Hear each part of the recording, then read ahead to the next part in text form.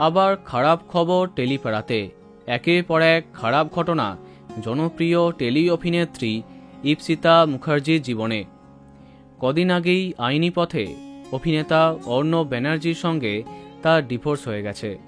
সেই নিয়ে বেশ কিছুদিন চর্চায় ছিলেন ইপ্সিতা, কিন্তু এবার তড়িঘড়ি হসপিটালে ভর্তি করা হলো তাকে। পাশে পেলেন তার পরিবারকে। কিন্তু কি হয়েছে তার? কেন এতগুলি দিন হসপিটালে ভর্তি তিনি? সম্প্রতি শিক্ষক দিবসে মা এবং বাবাকে নিয়ে দীর্ঘ পোস্ট করেছেন ইপ্সিতা, যেখানে দেখা যাচ্ছে তিনি হসপিটালে ভর্তি। এমন ছবি সামনে আসতেই সবাই চিন্তায় পড়ে যায়। সম্প্রতি অভিনেত্রী জানিয়েছেন এখন কিছুটা ভালো আছেন তিনি। তার গল ব্লাডার স্টোনের অপারেশন হয়েছে। বেশ কদিন ধরেই অসুস্থ ছিলেন ইপ্সিতা। অবশেষে সম্পন্ন হয়েছে তার অপারেশন।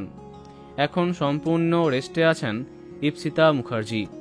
এমনকি সিঁড়ি বেয়ে ওঠানামা করতেও তিনি পারছেন না। তাই বলা যায় তাকে আরও বেশ কদিন পর্দায় মিস করতে হবে। তবে সবার আগে তা সুস্থ হওয়া।